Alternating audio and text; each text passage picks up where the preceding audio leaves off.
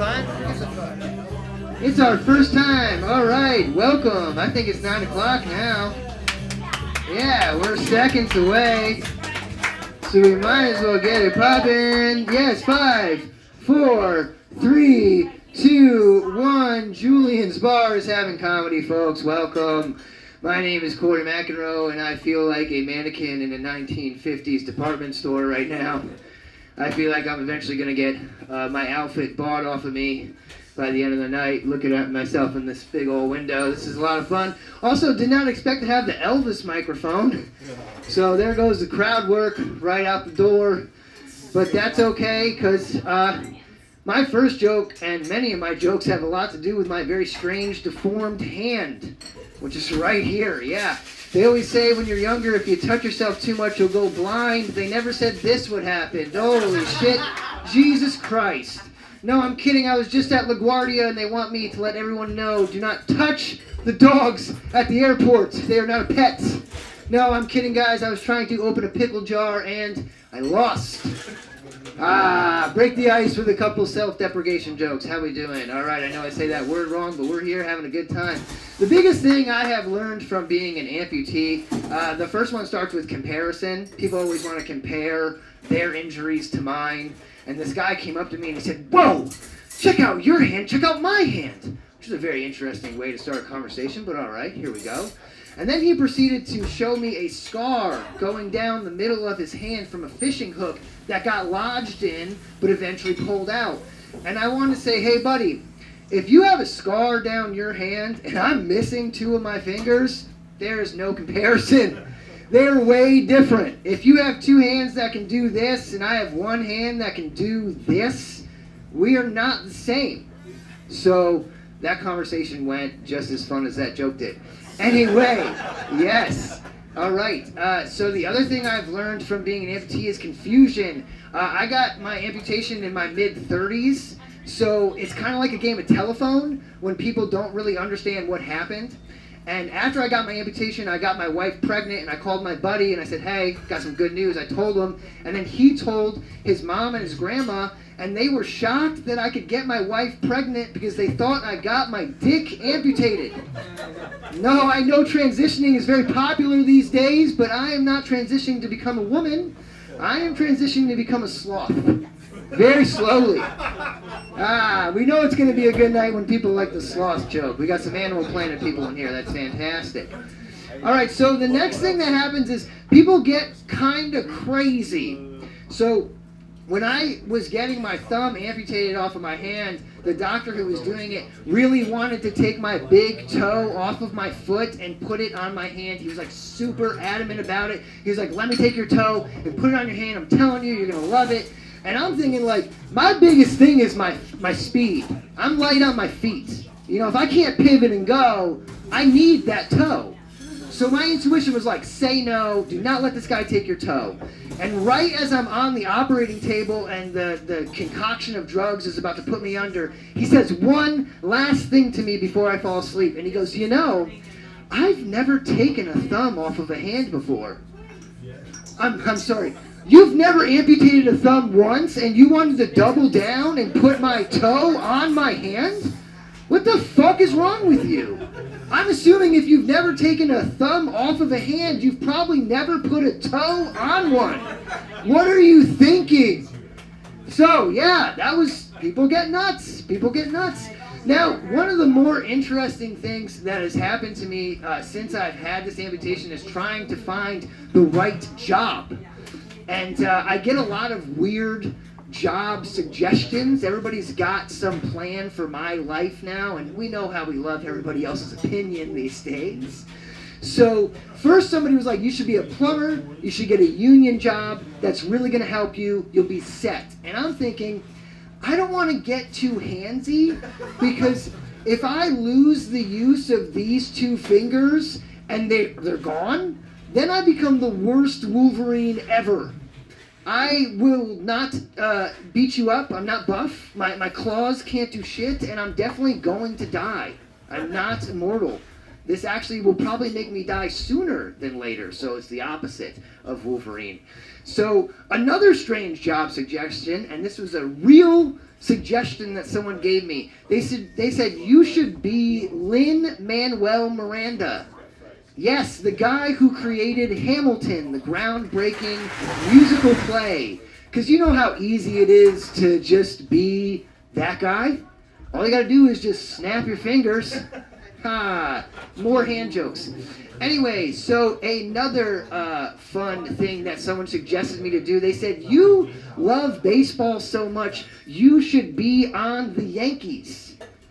Well, how am I going to be on the Yankees if I'm missing half a hand? And I'm pretty sure the Yankees, the greatest sports franchise in history, do not hire people based off of team spirit.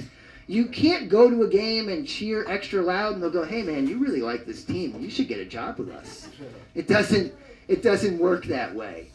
So one of the other strange things that would happen to me is when this first happened, my main job, if you're a local to Millbrook resident, I used to work right over there at that gas station. Yes, that was me in the jumpsuit. Yep. And at that gas station, it's a full service gas station, so there's a lot of one-on-one with the customers. And I won't say what sex usually asks me this question, because I don't want to ruin the room. But I would frequently get asked to pop the hood up and do some mechanical work. And my thought is, if you go back to your significant other and you said, hey, honey, I just got the car fixed by the guy at the gas station with 1.5 hands. Do you think your significant other is going to go, that was a good idea? Probably not. I wouldn't trust a guy with 1.5 hands to fix my car. I mean, he probably can't hold a wrench. I don't know why you would want me to do anything under your hood. So anytime someone would ask me to go under their hood, I would have to pull off my glove and show them my strange deformed hand, and yet they would still be like, so you're not going to fix my car? Like, what do you want me to fix your car for? That doesn't... And I'm telling you I'm not a mechanic. People don't listen these days. But you guys do, which is really cool. This is a great audience already. We're having a great time. Christmas come early. Santa's come early. We got some parents in the house. Any parents? Yeah, make some noise. Are we telling our kids about Santa? Are we going to lie to them right away? Are we going to start deceiving our children right at a young age? Confuse them? Yeah, I'm not a big Santa guy. Not a big, don't want to lie to my kids. That's like the first thing I decided with my wife. I said, no Santa. And her sister said, we are going to tell our kids about Santa, so your kid better not tell our kid that there's no Santa. And I can't control what my kid does. And my kid can't even talk yet, so there's no Santa to be told. All right. Looks like we're having fun. We're going to keep it going. I will be back. You will have to listen to me several times tonight. But what we're going to do is we're going to get things going with my good buddy Mike. It's his first time, so please do not heckle or boo him, or I will find a way to roast you later. But his name is Mike Poles. He's a great guy. Let's give him a round of applause, everybody. Mike Poles.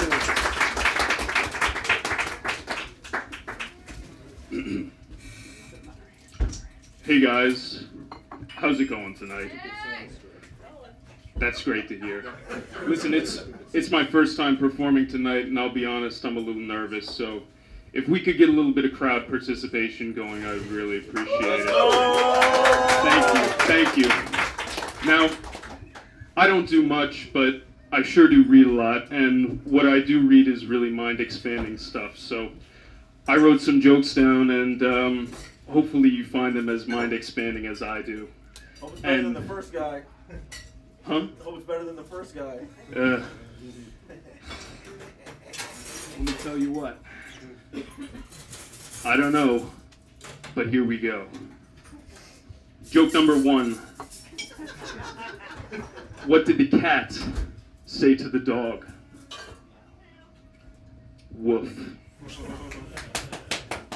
What did the dog say to the cat? Rough day, huh? Okay. Perhaps you'll like joke number 2 better. What did the archbishop say to the altar boy? Woof. What did the altar boy say to the archbishop? Next time, Warn me before you finish inside. Oh my god. Oh, stinking. Way to break the ice, dude. Oh, yeah. Okay, here's another fantastic joke. Right out of the mind of a human person. What do you call a cow with no legs?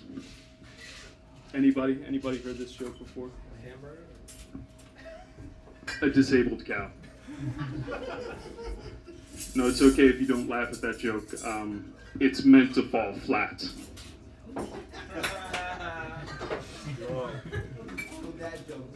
What do you call a joke with no legs?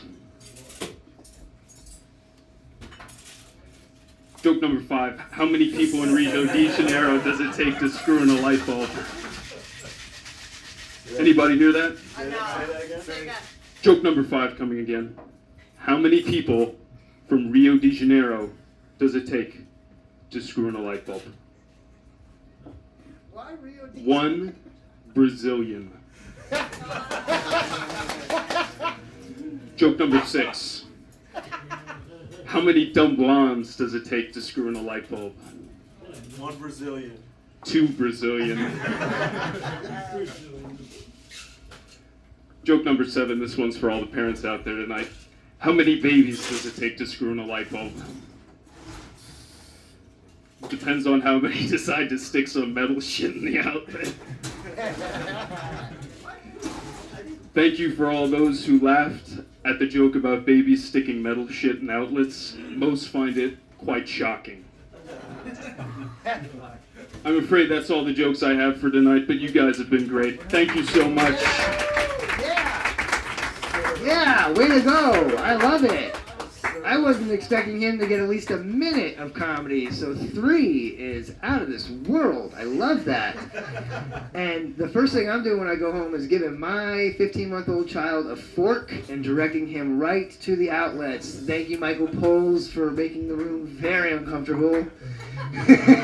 But we are still having fun here at Julien's in our first comedy night. Gotta love it. And we are now bringing up a very funny, lovely lady, Gabrielle Johnson.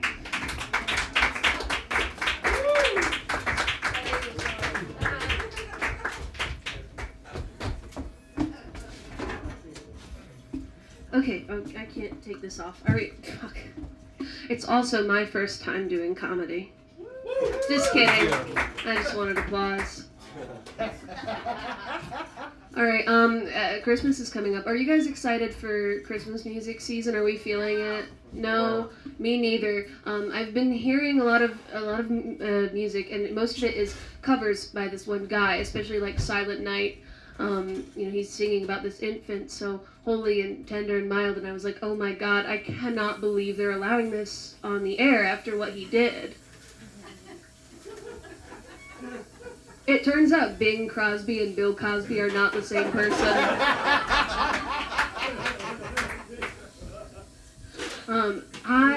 I'm not a super spiritual person, and I find out it is really hard to be into rocks in a non-spiritual way.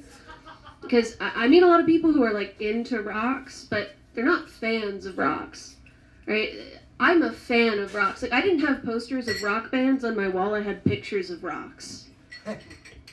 And so I was in my college debate team, and one time before a tournament, I had a teammate who gave me a special rock to hold on to. And this was not just any rock. This rock was charged under the full moon, right? This rock would bring me good luck. It would bring me prosperity, and most importantly, bitches. Now, I was a skeptic, as I'm sure a lot of you are. But she did have multiple boyfriends and a girlfriend, so who am I to say? Bitches love rocks. They're shiny, they're collectible. They protect against psychic attacks. And when I heard this, I got concerned, because, like, what if the psychic attacker has a bigger rock than me? Does that count? Like, does that matter? Is it the size of the rock that counts, or is it the quality, or maybe the quantity? For example, my quartz is only 4 inches. But it's got a Mohs hardness rating of 7. And you'll notice a distinct lack of mineral deposits. Guys, you know how important that is. It's very important. Thank you. Do the children mining the rocks feel the effects? 7 hours into their shift, just... I'm feeling an overwhelming sense of peace and prosperity. Only 8 more hours. I just think we're giving them too much credit because you go down the list. This rock is good luck. This rock is good energy. This rock is good vibes. Where are the evil rocks? Where is the rock of malice and self-hatred?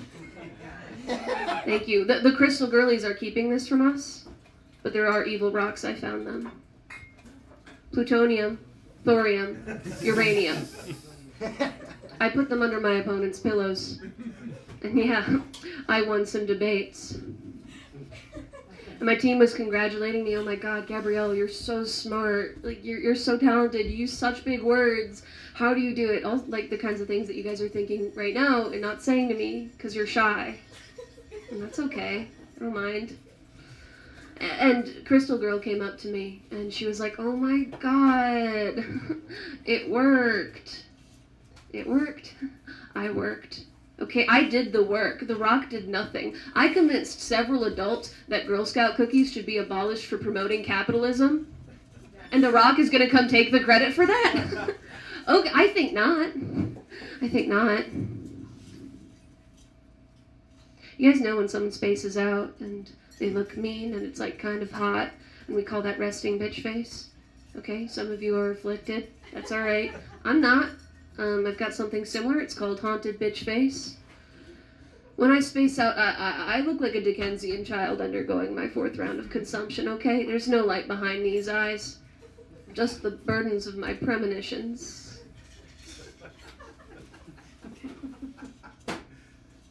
I hope this isn't making you uncomfortable.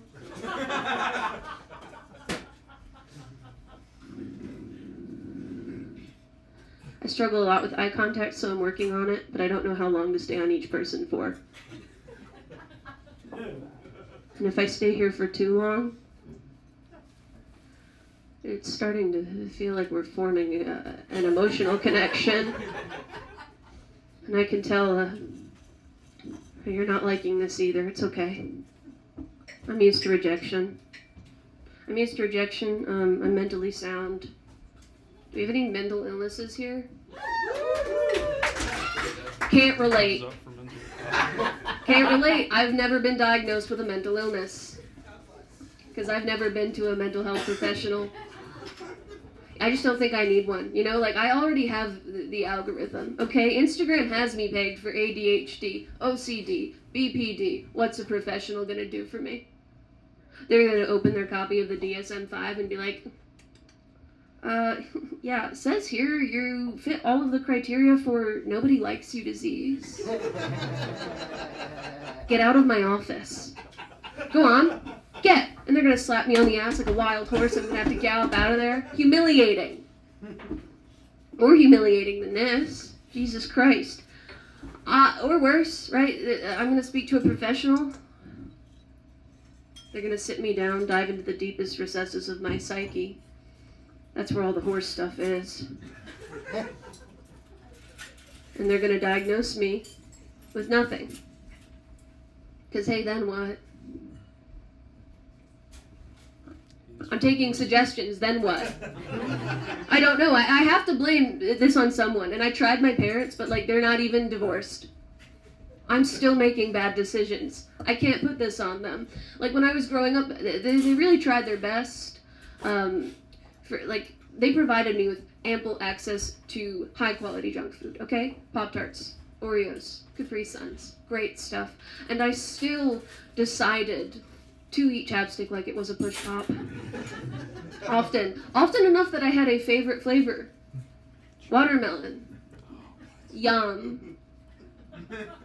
Yeah, their kids were eating crayons. I was on that premium wax, okay? And if they didn't want me to eat chapstick, they should not have made it come in so many delicious flavors.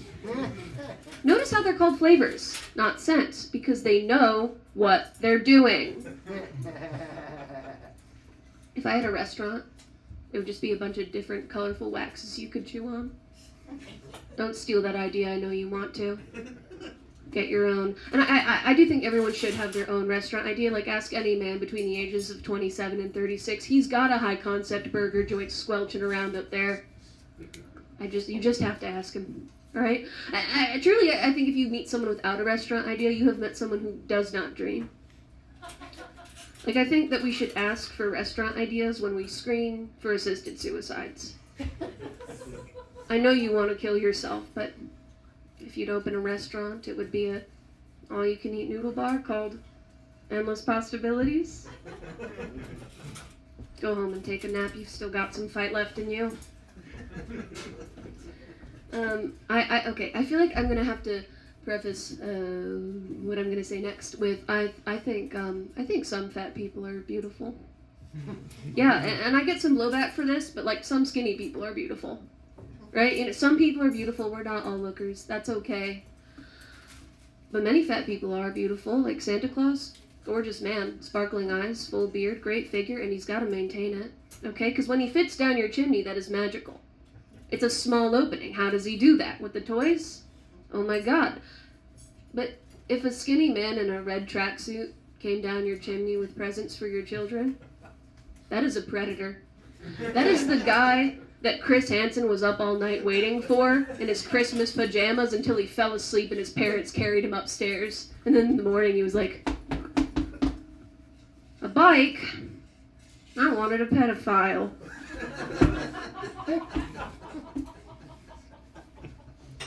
All of this was a very elaborate way of saying that I have a bad body image issue, and I'm very ashamed of it. But like many of us, I feel like I've been raised and socialized to desire a long, skinny body, maybe easily mistaken for a twig or perhaps a leaf.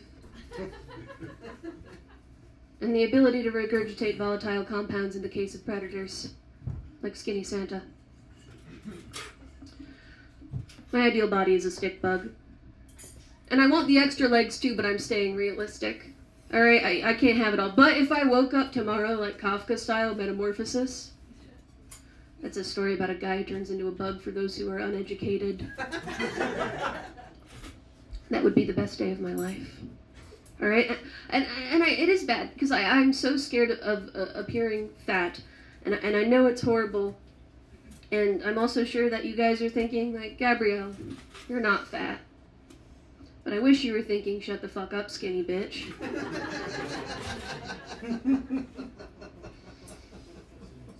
And I thought an eating disorder would help, so I got one. Best Christmas gift ever. Yeah, except it was binge eating disorder. That's the fattest one. Like, at least on a surface level analysis, anorexia makes some logical sense, right? Binge eating disorder is like, oh my God, I'm so scared that I'm fat, I'm not gonna eat all day. And then I'm gonna eat 5 bowls of ice cream so fast that God won't see me. But I'm better now. I've recovered, I'm still eating unhealthy, but in like a healthier way. I'm waiting a few hours between my bowls of ice cream. And I feel so corny saying like eating unhealthy in a healthier way, because it's like the ultimate like wine mom mindset. This is my 5th glass of Chardonnay, but I've been mixing in packets of vitamin C. Fun DIY tip for cold and flu season. You're welcome. I love DIY, alright? I love DIY so much. I was raised in a big Martha Stewart household, okay? For those, Millbrook seems like a Martha Stewart kind of town, but if you're not familiar, she's like the Beyonce of home decor for like upper middle class white women. So my mom loved Martha, alright? If Martha said that like an urn for cremation could be turned into a chic cookie jar, my mom would say, go get Grandpa. And I would, because Martha was like the rich aunt who I never had, who never sent me any money, just postcards of her beautiful house and matching family Halloween costumes, and oh my God, she got arrested? Aunt Martha. We were eating her devilishly delicious deviled eggs recipe just yesterday. And just once I mentioned the insider trading incident to my mom. And my mom claims not to be a feminist. But for not a feminist, I have never seen someone so impassioned about a woman's right to do wrong. They only arrested Martha because she was a successful woman. They don't even care when men do insider trading. And I think she's right, okay? I think she's right. I don't think this was Martha's fault. Like, you know, with all the crafting, the cutting, the pasting, the gluing, she was gonna have sticky fingers. I love successful women, but I'm very afraid of them because I'm afraid of women. Mostly because my mom is scary. So I think some wires got crossed, and now I think all women are scary, and also disapprove of my life choices. Even the ones that are nothing like my mom, the ones that do like this wave. And their nails click together during it like the chitinous chittering of locusts. And yet I want women to like me so badly. I want women to like me so badly. If a woman says that she likes my hair, I will laminate it and I will present it to her within 48 business hours still warm. Do you like my hair? Good. Because I made this. For you. It works every time. Thank you all so much. Please give it up for your host. I had a great time here. Bye. Yeah. That was the first time I've ever met her or saw her do comedy. That was funny. Thank you, Gabby. I thought a lot about horses during her set. I hate horses. Do we have any horse people in the room? Good. Well, I'm sorry you're an idiot, ma'am. I'm very sorry. But you like an animal that does not like you. It costs $1,000 a month to take care of it. And what, are we riding horses these days? Do we need to learn how to ride horses still? I'm sorry. I have a large vendetta against horses. I like you. I think you're awesome. Please do not bite my head off after this show, but horses, they can go. There's no need for those things anymore. Bring them out to Montana, let them all run around free. Why are we keeping these things captive? They don't want to be captive. Come on, they're big, giant animals. No one is with me. I'm losing the room very early because of horses. I'm very sorry, everyone. I'll shut up now. I love horses. Horses are great. I'm actually going to a horse farm tomorrow, which is not a lie. I have to go to a horse farm every weekend because I have to help people shovel horse manure against my will. That's why I'm very jaded towards horses. I'm very sorry. They are kind of nice animals. I actually do like them, but I think that they're a waste of space to own. You guys have got me on a horse rant now. I could be up here for about 10, 15 more minutes. I mean, let's just think. Yeah, have you seen the way they treat these animals if they lose a race or break an ankle? I mean, Jesus Christ. Holy shit, they bring what is it, like a net. They bring like a screen, and they're like, don't look over here. It's just a guy with a shotgun. I'm sorry. I'm sorry. I love horses, and I'm a fast person. I like horses. I would like to run with them, but not face the consequences of losing. That's the only thing. I wish if they lost, we could just let them go be wild in the wild, but they're too large and fragile of an animal. Anyway, you guys got me on horses. It's Gabby's fault, or Gab's fault. She got me on horses. It could ruin the whole night. We're going to leave it there. We're going to let it keep going. We're going to bring up somebody else besides me right now. His name is Gabe Baldizzi. Gabe Baldizzi. And he is a very, very funny guy, and he is not going to talk about horses, I promise.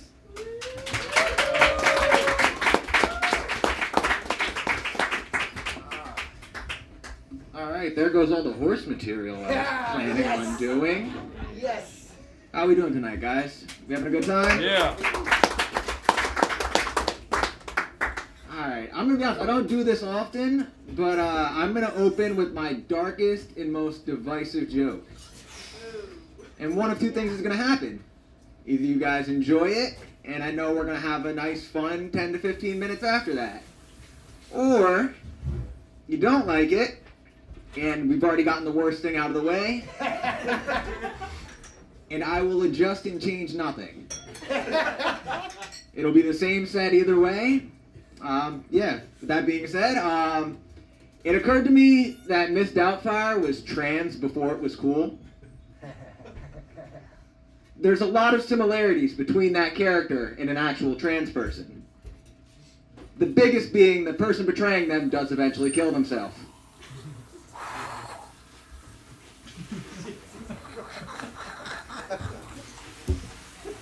See, like a Band-Aid. Ripped it right off.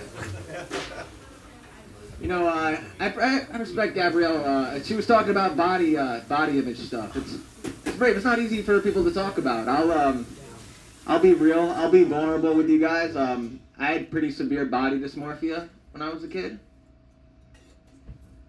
Look, I know that it's wrong, but when I used to see those commercials of the starving children in Africa, I would say to myself, man, I wish I was that black. Alright, don't worry, I'm gonna lighten it up a bit now.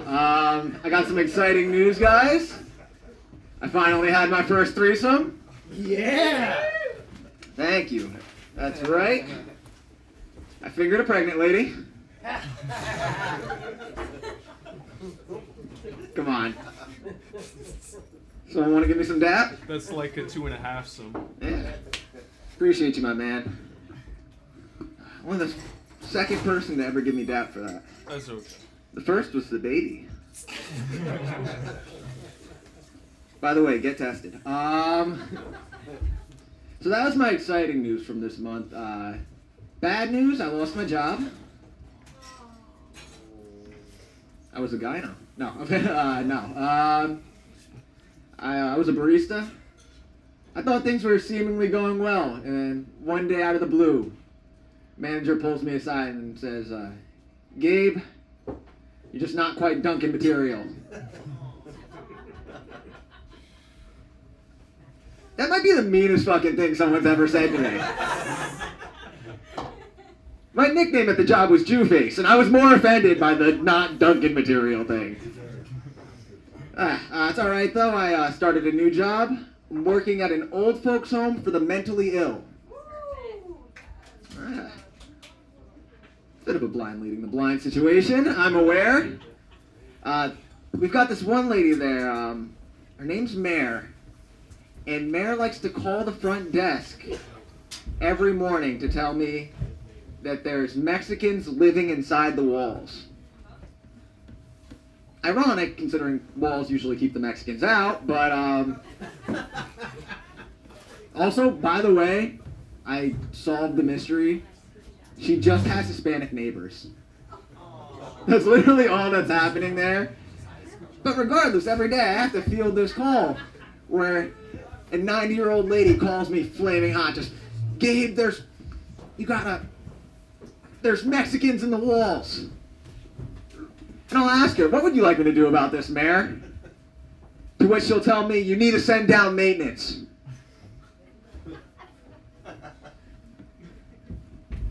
Well, that's a little counterintuitive, Mayor, don't you think?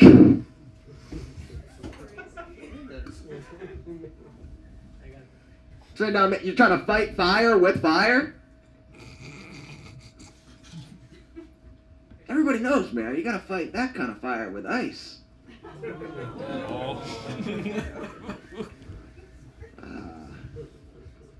Too soon for ice jokes? No. I think we have to laugh about stuff.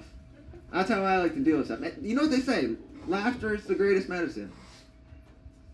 Think the guy that said that ever tried Percocet? No shot in hell, right?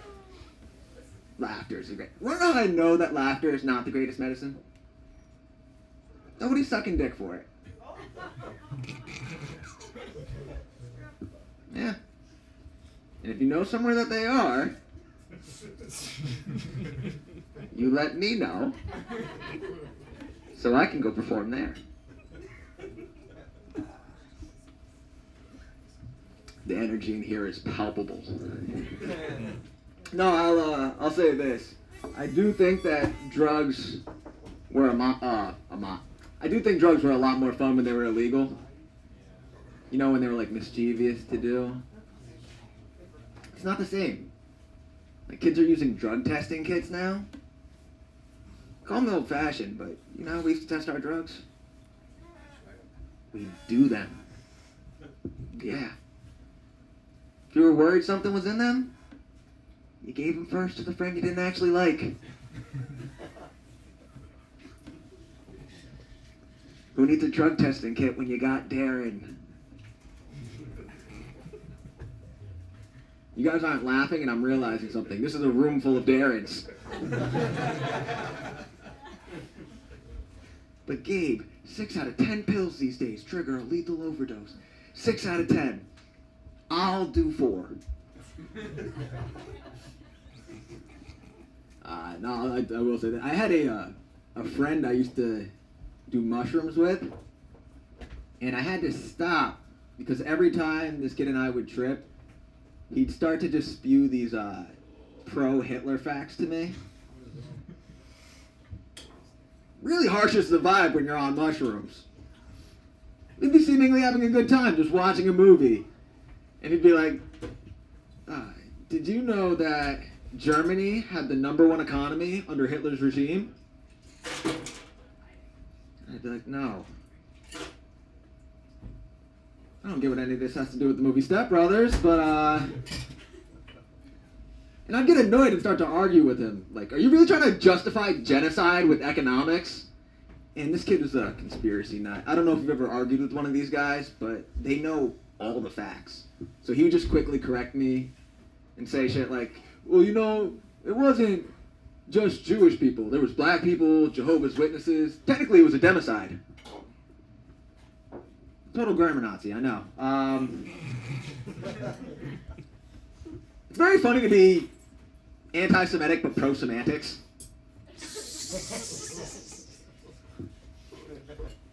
Think about anti-Semitic, pro-Semitic. That's like Mormons not liking black people and then having 12 kids with 7 different baby mothers.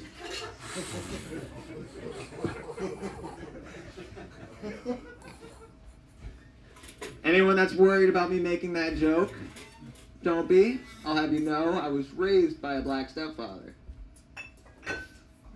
Black stepfather, bit of an oxymoron, I know.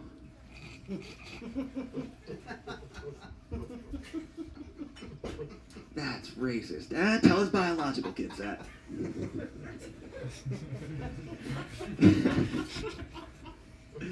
This is fucking true. So I'll break the fourth wall for a second here. I did that joke in front of my stepfather on the show last month. Never been more fearful to tell a joke in my life. You know, that's the thing. Like he's a good fucking guy. He could just fuck my mom and ignore me. Like, you know what I mean? Like he doesn't have to be in my life. And it's not like it's even like the only joke I have about him. I have a joke about him having a Prince Albert, and I was more fearful of telling the biological kid joke. How do you know he has a Prince Albert? Because I know what metal tastes like. No, that's fucking... Have I found the line of the room yet?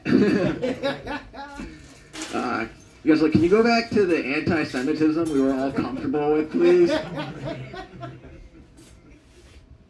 We're on anti-Semitism. Elon Musk, how do we feel about him in here?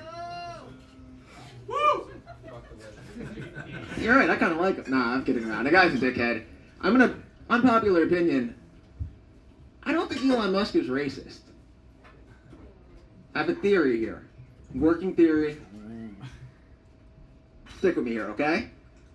The whole Elon being racist thing, that started after inauguration. Because, well, actually it started 2 months prior to inauguration. You remember they were doing the overhead drone photo, and he was doing like an X with his body for the photo.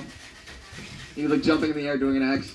And then 2 months later at inauguration, he got caught doing the, the little Nazi salute. Do you think he's just spelling out his dumb fucking kid's name? You know, like out through photos. Like it was the X and then the Nazi salutes the 7.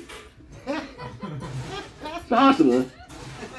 And a lot of people, when they talk about Elon, they're like, he's autistic. Yeah, I don't know if you should make fun of him. I don't know, him being autistic kind of makes the whole thing even funnier. You're telling me he's an autistic Nazi?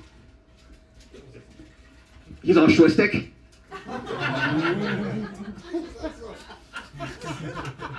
Dude, autistic Nazis is funnier than anything I can write. Just a bunch of Nazis walking around, hitting salutes the wrong way, just, yeah, it's amazing. Also, can you think of a person that loves trains more than an autistic Nazi? All right, that's what. Too far. My bad.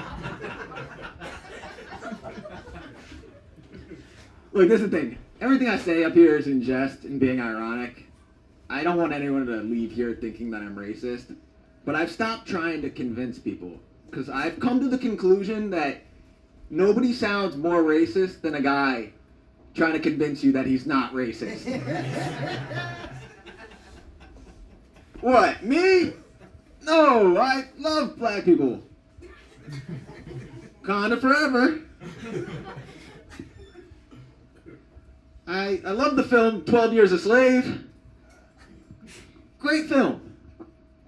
I thought it should have been longer. The movie, I thought the movie should have been longer. Alright, so you know I mentioned I lost the job at Dunkin'? This is something fun. I figured I'd tell these jokes here. I lost the job because I was writing jokes on the job. We'd have dead time. I would write out my sets for that night. And my manager found this bag and called me into her office. So I'm going to read these jokes for you guys. Nice. All right? There we go. All right. Little sip break real quick. First, real quick, can we give a hand for Corey for putting this on? This is very cool. Thank you, man. This is awesome. One hand, right? Just one hand. One hand. So, before they changed the one-child policy in China, having twins must have been a real dilemma.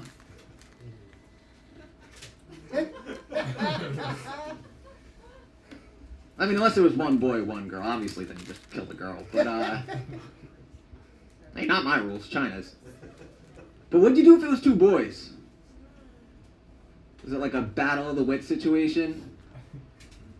Put them each in a Chinese finger trap? First to escape gets to live? That sucks if you're those children. You just escaped one Chinese finger trap and now you immediately have to escape another? For those of you not following, the first Chinese finger trap is the mother's vagina. Yeah. Oh, you just didn't like it. That's okay. I didn't need explanation. We will. Okay. I'll take it a step further. What if it was Siamese twins? I'll tell you what you do. You bust out the samurai sword, split them down the middle, keep whichever looks more like a doctor. I had someone come up to me after a show one night, and they were like, that joke is racist. And I was like, why, the doctor part? And they said, no. Well, yes. But, no, the samurai sword. You said they were Chinese babies. Samurai swords are Japanese. Yes, true, but I think we're all familiar with the old Chinese Buddhist proverb. Chinese, Japanese, split the two, no more Siamese. Alright, these are 0 for 1. I do love those Chinese Buddhist proverbs. You ever hear the Chinese Buddhist proverbs? They're beautiful. I'll give you one for example. So like, the journey of 1,000 miles begins with one step. Profound, right? You ever heard an American proverb? I'm not here for a long time, but I'm here for a good time. It's like, you've got congestive heart failure. We know. Only God can judge me. You sure? Because you lost custody of both kids. A literal judge judged you. He thought you were a piece of shit. Now you know which Buddhist I do feel bad for? Thick Quan Duck. I'm getting a lot of blank stares back. And I'm going to explain. I've done this joke in many rooms and in many cities. And I get the same, everyone's, who's Thick Quan Duck? Are you guys familiar with Rage Against the Machine? Do you remember the album cover of the guy setting himself on fire? Now that is Thick Quan Duck. That's gotta suck if you're that guy. Because you died. And you're remembered, but it is not at all for what you intended to be remembered for. Do you think he's in heaven till this day? And people approach him and they're like, where do I know you from? He's kind of got like an air to himself still. He's like, me? The Quanduck.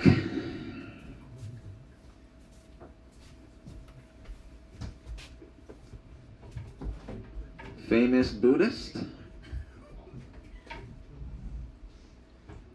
do you want me to do? Self-immolated in a valiant protest against the persecution of Buddhism.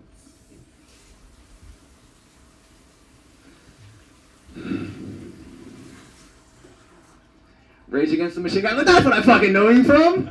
You're Rage Against the Machine Guy. You should have led with that. I feel bad for the. Maybe you should have done a different name. I don't know. Maybe it was too on the nose. Maybe like fuck hot. You know, something like that. Alright, obviously, those 3 jokes, not great. That guy liked them. The one guy liked them. But, I don't think any of those 3 are the jokes that lost me the job. I am fairly confident it is this last joke. And I think you guys will understand why. Again, I worked at a Dunkin'. Now, I don't know about you guys, but I love Munchkins. I can eat those things for days. That being said, every so often, even I will get to a Dunkin' and think to myself, you know, kind of in the mood for an old-fashioned donut this morning.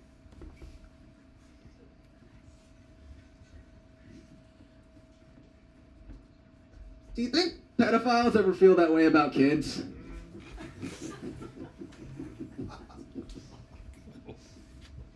Hear me out, okay? Do you think a pedophile ever wakes up one morning, goes to the local park, and then when he's looking around suddenly just thinks, I'm just gonna fuck this mom instead. Right? Like, I'm gonna have a nice old fashioned. Yeah.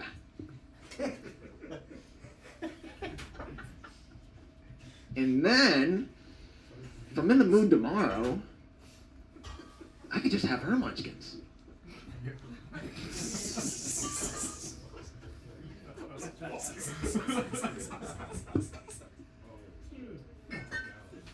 Guys, you can laugh. It's a donut joke.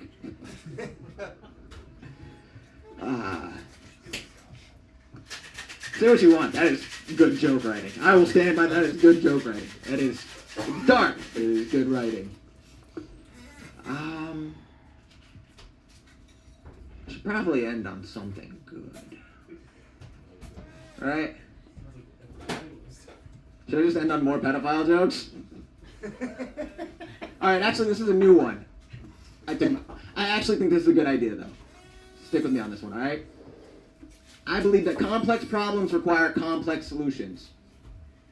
For example, why are we not tasking pedophiles with scraping the internet of child pornography? Someone's got to do it. Look, it could be government sanctioned. You don't even have to pay them well. They're going to take that job just for the benefits. Look, I understand child pornography is a touchy subject, no pun intended. But it is a lot more prevalent than any of us would like to think. Like, I know we all want to bat a blind eye to it, but it seems like every day I see it more and more in my search history. All right.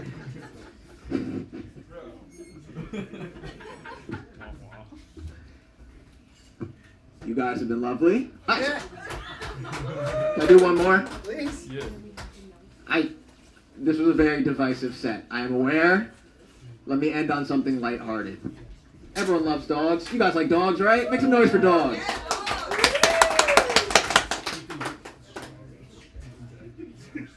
Do you think when a dog has sex missionary, they call it human style? Yeah. And I know what you're thinking. Dogs don't have sex missionary. Well, they do when I fuck them. All right, that's it for me tonight, guys. Thank you.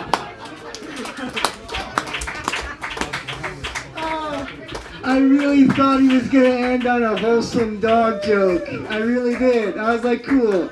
a bunch of crazy pedophile shit, but he's gonna end with a dog joke, but nope, he also has bestiality. Fantastic. Gabe covered all of the uncomfortable shit. I thought I ruined it with horses, but nope. Gabe came in and spiked that thing home, and Kaylee is not uncomfortable. Kaylee is pretty bright and fun and silly. I met Kaylee over a year ago. She's a fun one, great energy. Kaylee is the only other person besides my buddy Mike that I knew in this show, so I was excited to bring her up. Kaylee's really cool. She's done stuff all over the place. She's going to entertain you guys for a good amount of time. Make some noise for Kaylee Stafford.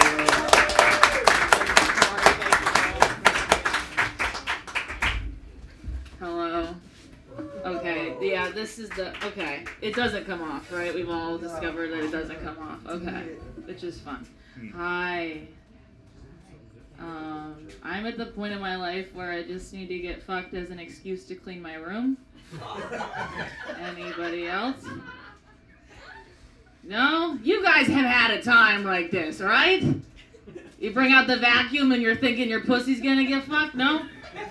Moms deserve to come too, okay?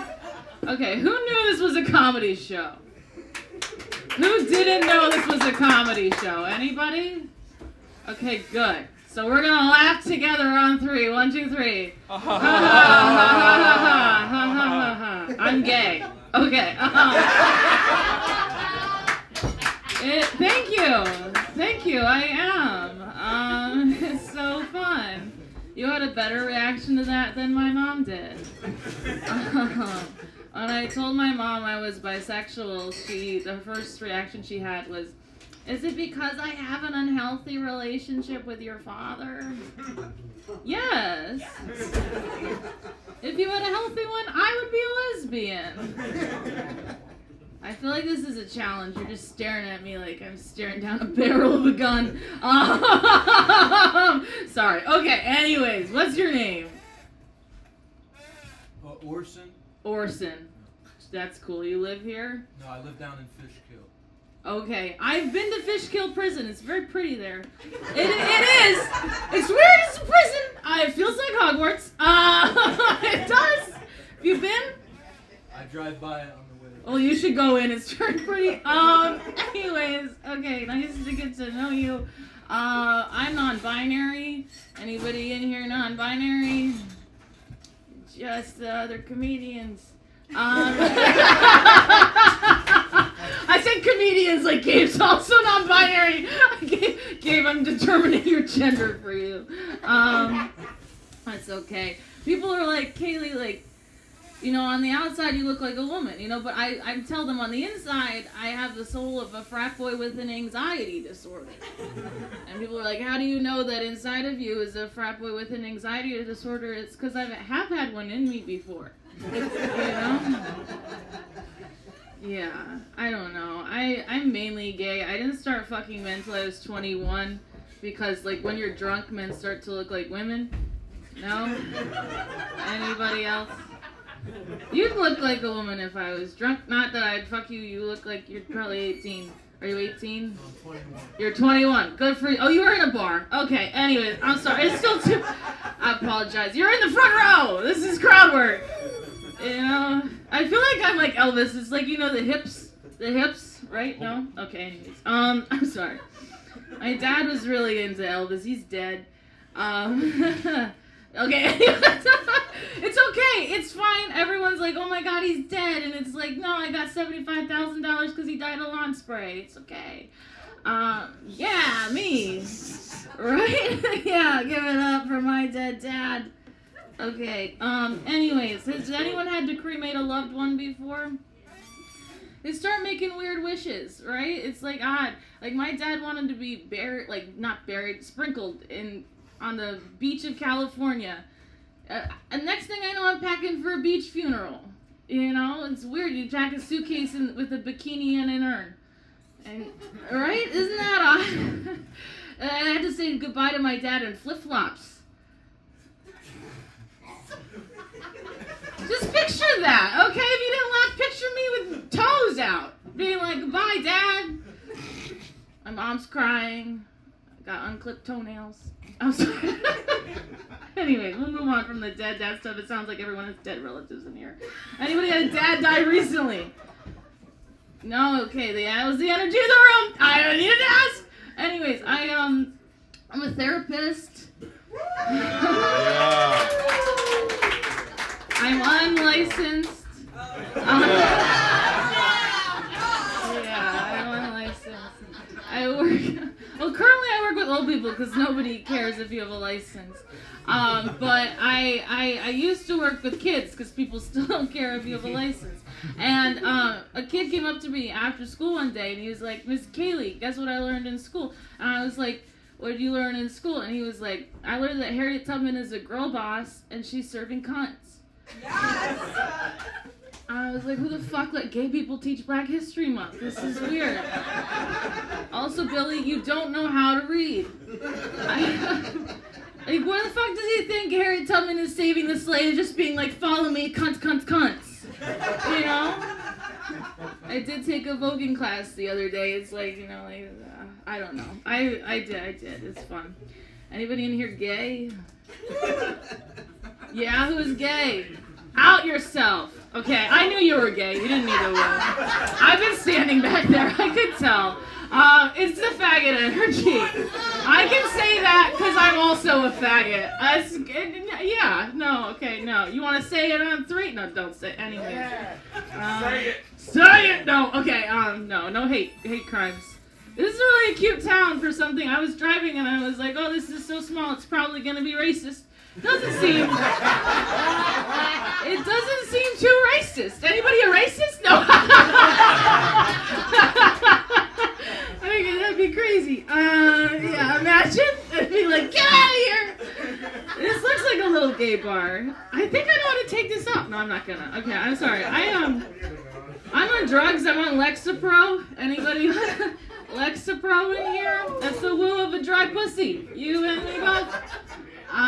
He probably knows this is why you drink. You know? Any parents drinking to fuck their husbands tonight? No? It's a liquor jacket. I don't know. Yeah, I'm too, like, I get so anxious. I'm a very anxious person. And I get too anxious to smoke weed, you know? And the last time I was high, I was in bed with my cat, and I just looked at him and I was like, you don't have to be here if you feel obligated. You know? Yeah, I'm gonna do a weird one, but it's okay because we've done pedophile jokes tonight. So there's nothing about fucking kids, except who owns kids here? No, I'm sorry. Okay, no, it's okay. You know, anyways, I work with kids. It's fine. But I get my medication in the drive-through CVS's. You guys probably don't have that here. You do? Oh, slay. Okay. I love that you're up to date. I'm sorry. It's okay. I went to school in New Paltz, so I get it. It's like tiny, quirky town. You guys have been to New Paltz. There's like one side of Pro. It's weird. New Paltz is so weird. I'm sorry, I'm diverging, and then we'll go back to the Lexapro. But New Paltz is really weird, and this is just a rant. This is a joke. One side of the tiny town is like conservatives, and the other side is liberals, and they just fight each other every Sunday. Have you seen this? And there's like 3 of them. Like, what? You don't have. Why are you going to church? I don't know. It's too tiny. Anyways, okay. Back on the Lexapro. I'm glad Corey liked that. Back in the Lexapro. I get my medication in a drive-through CVS. And I feel like when I pull up, I'm just like pissed because it's like, what the fuck are you ordering, fatty, the bitch in front of me? You know, like you feel like you're at McDonald's. Like, what the hell? Are you getting something for your kids? Like, I'm just like so confused. But it makes me think about how when I was a kid, my mom would be like, we don't have McDonald's money. You know, do you think like parents do that? It's like, we don't have Lexapro money. You know, like, we got Lexapro at home. It's the Bible, and if it doesn't work, it's your daddy's shotgun. Okay, I'm glad that kind of worked. That's the darkest one besides I have the cremation one, and that's done. So, just like my dad. Sorry, okay. And Corey's hand. I don't know. Whoa, we're going. It's the same as my dad. Okay, I'm sorry. Okay. Okay, where was I? So, I do go to therapy. Anyone in here in therapy? Yeah, of course Lexapro girls in therapy. You and me meet both, honey. Yeah. I'm in therapy. I've started a new therapy. It's called EMDR. Have you guys heard of this therapy? Are you a therapist? You give therapists energy. Are you? Okay, that's what I'm in school to be a social worker. It's the hat. It's the hat. Okay. You're also nodding at me. Like, I think this whole time you've just been diagnosing me. And I can diagnose myself. I have BPD and bipolar too, so it's fine. Bipolar, bisexual by myself. Anyways, that's the bumper stickers I'm gonna make. Okay, so I've been going to a new therapist for EMDR. If you don't know what that is, it's just like this weird therapy where they move their fingers back and forth and you talk about your trauma. And I don't know if you've ever been figuring so good by your therapist you start to believe in yourself again. Okay, that worked in Brooklyn yesterday. So I don't, but it was also a naked comedy show. Do you want me to take my tits out? No, I'm sorry. I'm sorry. Okay. Anyways, let's see. It's the first one, dude. What? The It's first? the first show here. Like, Oh, okay. Let's take my tits out. Okay. I say, like, let's give it a few. Corey's like, give it 3 and then we can take your tits Wait out. till the summer. I'm not gonna take my tits out. I'm not. This is free, right? Yeah. Oh yeah, I'm not taking my tits out. Okay. Anyways, I'm sorry. Okay. No tickets yet. I feel like I'm getting watched by a parent in the corner. Okay. Anyways, where was I? I talked about my dead dad. I talked about titties. I talked about therapy. Oh, I wanted to talk about my mom. Anybody have a good relationship? Is this your mom? Is these your no? You're separate. Okay. I'm sorry. Is this your okay? Anybody have a mom in here? We all have mothers, right? Okay. I'm close to my mom. Oh no, I'm sorry. Does anyone? I'm sorry. If you don't have a mom, it's okay, because I don't have a dad. Anyways, we're reeling it in.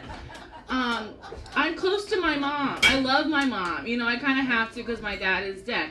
But I would anyways, but just a little bit more. And recently I got her a dildo, you know, because she needed one. And she was just like, Kaylee, how do you know that this works? And I was like, Mom, it's the same one that I have. And she was like, this has been in your vagina before? I'm like, Mom, I've been in your vagina before. You know what I mean? No? C-section babies? Yeah. You're a C-section baby? Yeah, throw one up for the C-section babies in the house. This is such a weird room. I like it. This is fun, though. Are we having fun? Yeah. Okay, good. I'm glad we're having fun. I feel like I'm getting watched. I don't know. And this is like, I wish I could just walk around, but this is really fucking heavy. And you're attached. What? I am attached. I'm on like a dog on a leash, baby. Anyways, yeah. It's a weird room. I was in the, okay, I'm gonna walk around. Let's see how far I can go. I was in a weird orgy basement yesterday doing comedy, so this is fun in comparison. Okay. Do you know what scissoring is, sir? I'm not trying to break the floor. I apologize. Do you know? What is it? Do you know what it is? Do you know what it is, sir? Do you know what it is? Oh, is this getting live streamed? No, I just have it on my computer. I'll edit it. Oh my Not god! live streamed. Okay, I was like, what? Okay. But you've made it very funny, so I had to kind of get a view. Okay. Do you know what scissoring is? This is a scissor and this is a scissor. So you both got the same notes. Okay, that's good. I like the thing is, do you think that lesbians like it? Probably. No. What? You don't think so? I heard that no. Are you gay too? No, but my son is. Oh, your son's gay? He educates me on What have you learned from your gay son? I learned that lesbians generally don't scissor. How does he know he's a gay man? He's bisexual. Oh, he's bisexual, so he fucks other bisexual women. Well, he'd like to. He'd like to.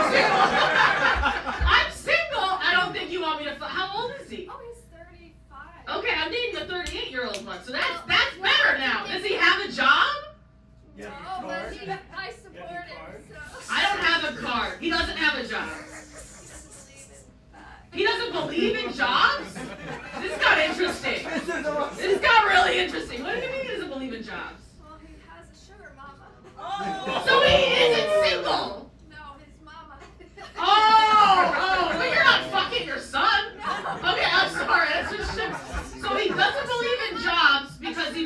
using your money. Exactly. But how do you get your money? Exactly. Right. What do you do for work? She's a comedian. You're a comedian. Well, yes, but I'm. Tell us a joke. Easy, Katie. Tell us a joke. Okay. Okay. Yeah. I'm sorry. I'll bring it back. Do you want to bring it back? Alright, so listen, tonight I'll be a comedian, but in my real life I'm a psychiatric nurse practitioner. And I prescribe medications all day. It's what I do. It's amazing. It changed people's life, right? Like, it's the best job ever. For me personally though, I don't feel right. I'm a provider. I shouldn't be provided psychiatric medications by somebody else. So I just pull the free shit out of my sample drawer instead.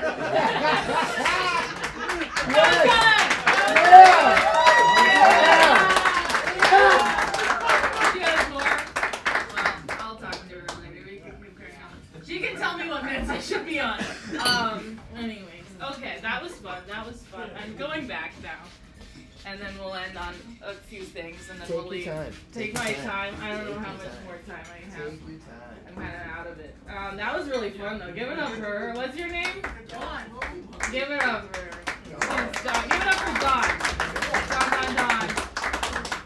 Dawn. Dawn, you are beautiful. Is that your husband? She is too hot for you, sir. She is way too hot for you. Okay, I'm glad you know. We love a whipped man. Okay, sorry. Okay, where was I at? I was talking about, my mom is silly. My mom taught me about sex education by holding up a piece of paper, and she was like, this piece of paper represents your flower. You know what happens if a man gets too close to it? It becomes crumpled. You know what happens if you try to uncrumple it? It can't go back to the way it was. And she was like, what the fuck are you gay? Like, you know what I mean? No, men are scary. They're crumbly. Oh. Okay. This is the side of the mic. I'm sorry. Okay. I guess I didn't need it anyways. I was too loud for my own self. Yeah, but I think, like, the first time I had gay sex, it was really weird. Was it weird for you too, sir? Yeah. What was your first time? Oh God. I'm gonna be a priest. You're gonna be a priest? Really? Okay, I know. Well, I'm not gonna make you talk about your. That's fun.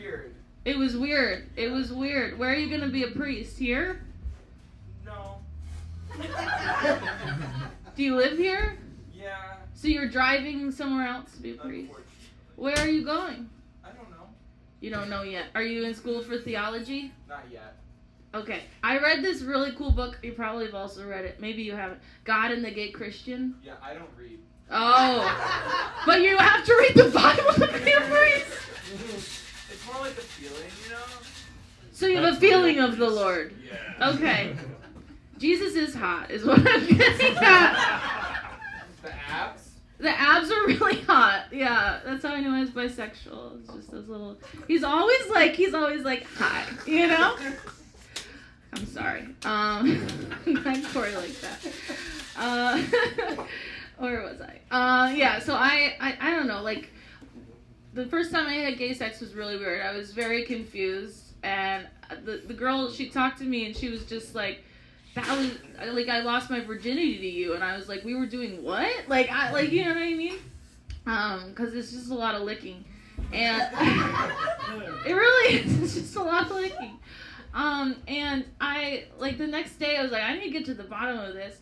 So I sat down, like, the butchiest butch I knew, and I bought him pancakes because I'm a gentleman. And I was like, what is going on? And they drew me out a vulva. Have you guys seen this before? I don't know if you've ever been explained something you already own, but it's a lot like going to the hairdresser and they try to show you the back of your head. And you're just like, you're just like, I know I have it, but is it cute? Like, no, okay. Yeah, but I think, like, we don't talk about gay. Did you get a gay sex education in high school at all? I don't remember that now. You don't remember high school? I don't remember the gay sex education. Okay. What was your sex education? Did you ever have... Who told you about sex for the first time? Don't smoke cigarettes. That's not sex. Oh yeah, it's the same class. I know, but who told you about sex for the first time? Do you all know each other from school? No, that's Okay, sorry. Who told you about sex for the first time? My uncle. Your uncle did? And what did he say? No, that was a joke.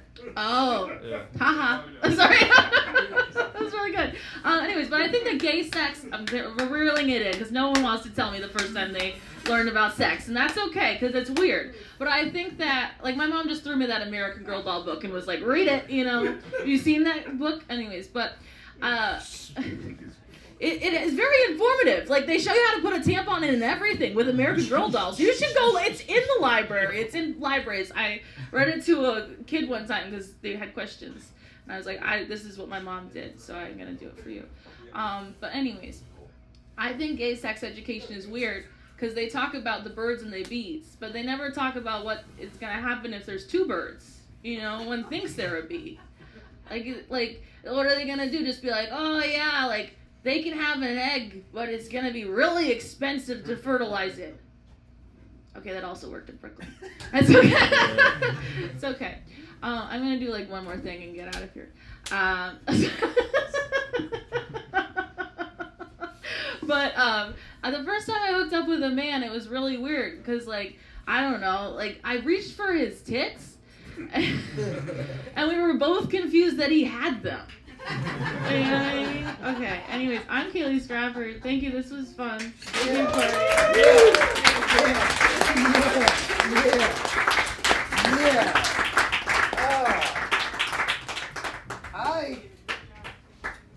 I was ecstatic when Kaylee messaged me today, and I was ecstatic for this one specific reason, and I'm glad that she told you guys that she was non-binary, because I know Kaylee because the last time I was ever on stage was last November. I haven't been on stage in over a year.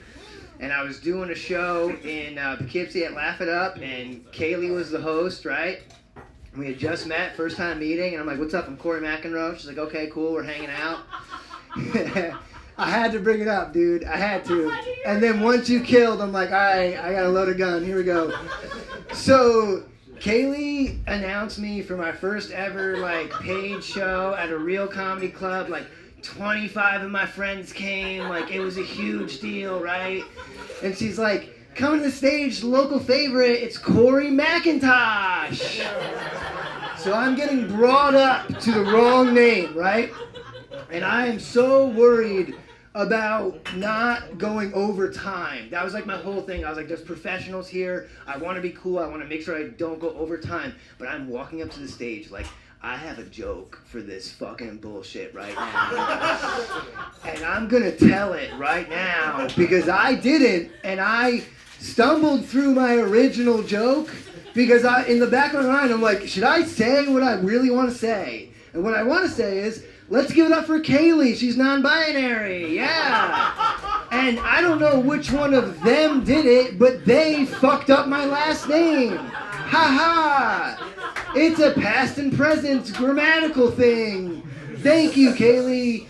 Huh. Fuck yes. But this, that was not the first time I ever did comedy. I was doing comedy even before my hand got fucked up. I've always been, like, comfortable speaking.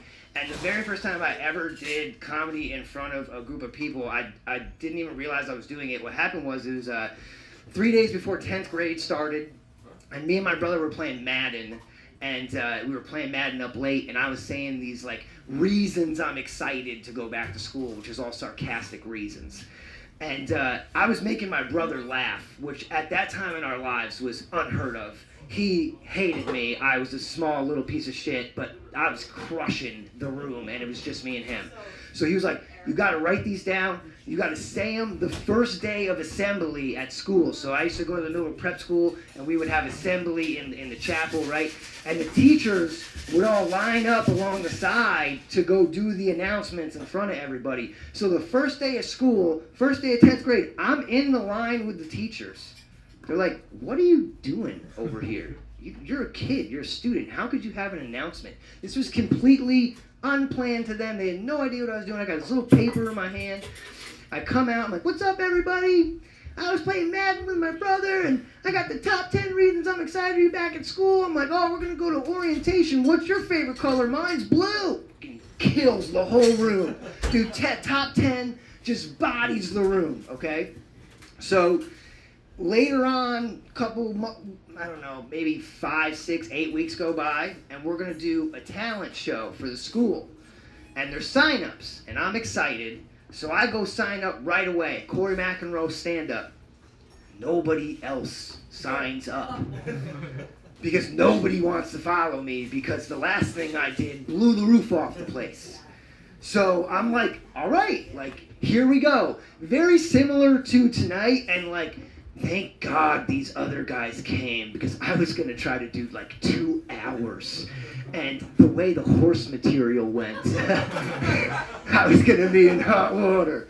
But so I sign up for the talent show, and no one else signs up, and the day comes, and I have some jokes prepared, but like I should have like really been preparing, especially the initial 2 hours before the set. So I'm going to give you some B story to what's going on. The hockey team, which is like the biggest deal at the prep school, decides to not go to dinner after their away game to get back in time for my set. Wow. Yes. So, and I didn't know that, but that was like a comet coming to just destroy me and punch me in the face, because what I am doing the whole 2 hours before the set is going on, you'd think I would be preparing. You'd think I'd even try to write some more jokes, maybe some current material. No. I am trying to touch a girl's boobs for 2 hours. I am trying to navigate my way into getting her alone, away from her friend and my other friend, and then I can touch her boobs. She's had cleavage out for weeks, and today it's here in front of my face. She's giving me all this attention 2 hours before my set. Why do you think she's doing that, 15-year-old Corey? Probably because you're the cool guy who's about to go on stage. You should probably prepare for what you're going to do instead of try to touch her boobs. Maybe if you do good enough at comedy, you can touch her boobs after the show. That would be a brilliant idea. But no, I don't do that. I bring 2 full water bottles on stage, okay?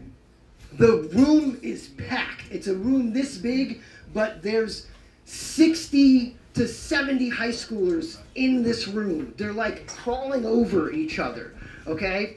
A person who was older than me, who's like your student advisor, he is the class president. He talks to this group of people every day almost. He's like nervous to bring me up.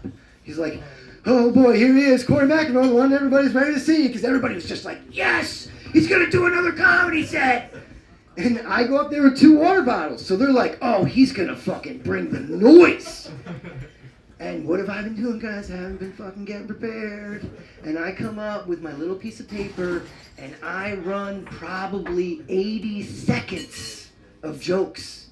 I kid you not. Yup. 80 seconds. Ended on a bad joke. Was like, all right, well, see you later. And left.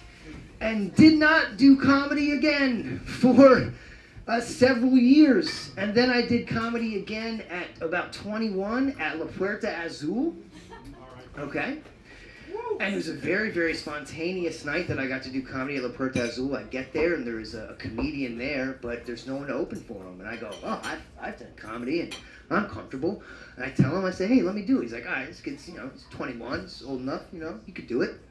So my brother, once again, in my corner, very rare time, my brother usually not in my corner, he's like, yo, you have been cracking me up about work lately. You should do all this material on work. It's been so funny. You've been making me laugh every day. I'm like, nope. I am going to do material about college baseball and the Puerto Ricans and Dominicans on my team, and I am going to imitate how fast they speak Spanish. I did 80 seconds the last time I did comedy. I did about 45 seconds this time.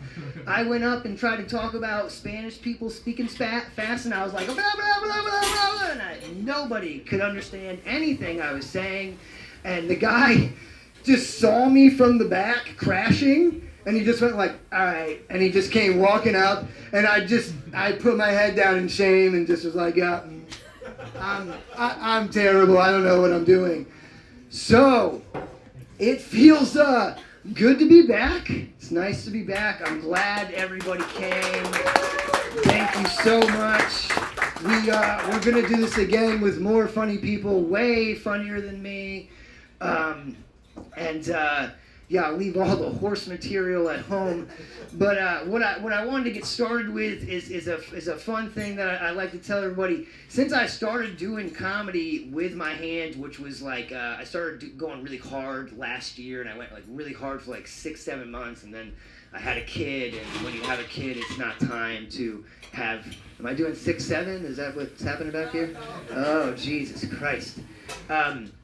So I stopped for a while, but when I was doing comedy, people would come up to me and they go, "Why do you always start off with hand jokes? Like, why? Why don't you just come out and kick other stuff?" And it's a very simple reason. And the reason is this: if I were to come up here and have some Jerry Seinfeld, David Chappelle, Richard Pryor shit, at some point during the setup, each and every one of you would notice my hand, and in your head you would go, "Whoa, what the fuck is wrong with his hand?" And that will be the time when I'm hitting that great punchline of this amazing Dave Chappelle, Jerry Seinfeld, Richard Pryor joke. And it'll fall dead silent because all of you are wondering, what the fuck? So I like to come out right away and address it.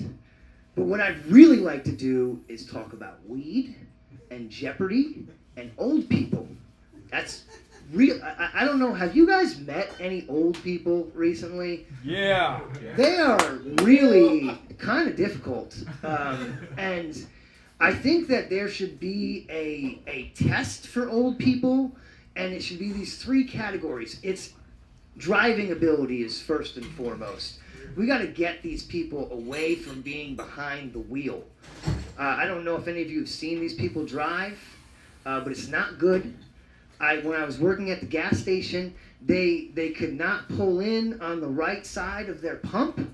If you don't know what side you pump your gas on, don't drive a car. It just doesn't seem safe to me. Some of them would pull up in between the 2 pumps. How does that work?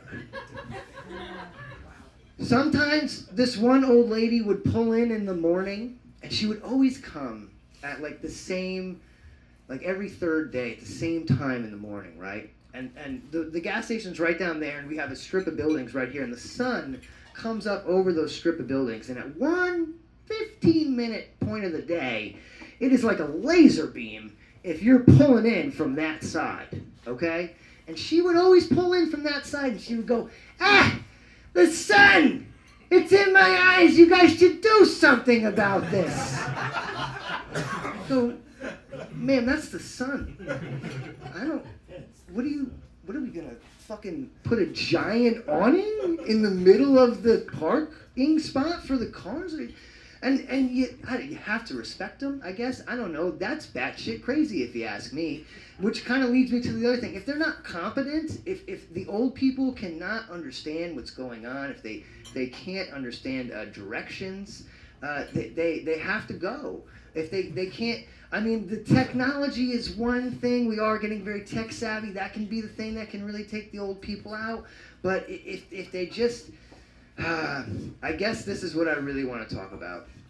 And the truth is, my elderly uncle got tricked by an AI, well, I shouldn't say AI, but a fake Facebook account, and he lost hundreds of thousands of dollars believing that this fake Facebook account was his girlfriend. And these are the dangers that I'm talking about. And my whole point is this. If we take these old people and we drive them off a cliff, okay, that money would not be with that online scammer. I would have inherited it. And that's my whole thing about getting rid of the old people. If they're not competent enough, it's going to stimulate the economy. Okay, they have cars that they barely drive. There's great mileage on old vehicles, and you don't have to worry about all this EV bullshit. I mean, it's fantastic cars. They've got these really great vehicles that they've only driven to Poughkeepsie and back once a month. It's fantastic. I would love to have that car. You know what I mean? And then just once again, think of all of you know an old person right now that if they were to die, you were to get money. Let them go. Let them go. This guy's, giving us pedophile shit. I'm sorry. I'm not going to talk about fucking kids. But old people, they got to fucking go. They have to go. I'm sorry. I've lost loved ones before. I get it. It's a sting. They don't even want to be here. Have you seen these people that are above 80 and 90? They don't want to be here. You know they don't want to be here. You're interacting with them, they're like, what? Alzheimer's? Come on. And Alzheimer's should be it. If you develop Alzheimer's and you can't remember who your own fucking kin is, whatever it's called, you know what the fuck I mean. The one where they can't remember people, okay? If you can't remember who your kin is, we have this great roller coaster ride, and it just launches you off of a fucking cliff. Okay, just get them out of here. They're in the way. They're slow.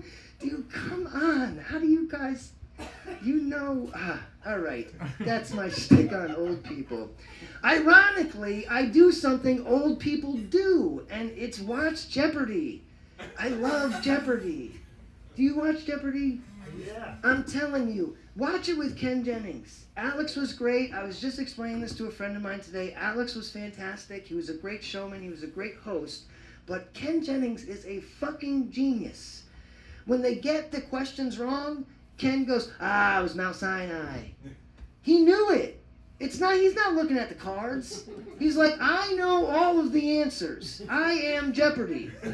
He never is not right. It's the most insane thing. And then all right, so I grew up an athlete, okay? My wife, not an athlete. My wife, a horse girl. You see how close this is to me. It's tough. It's really tough. We go through a lot because I hate them. I live with one, and I don't hate them. Hate's a strong word. We don't agree. Anyway, back to what I'm talking about. My wife grew up a horse girl, not a sports fan. I grew up super athlete. Sports are kind of tough these days. They clearly seem rigged. The betting is getting out of control. We used to hide our bets. We had bookies, and you couldn't tell people you were gambling. It was great. And then now they have whole hour-long programs before football starts about what bets to make. And, I mean, you guys have seen this. There's too much gambling going on in sports. You can't rig Jeopardy. There's no way to rig it.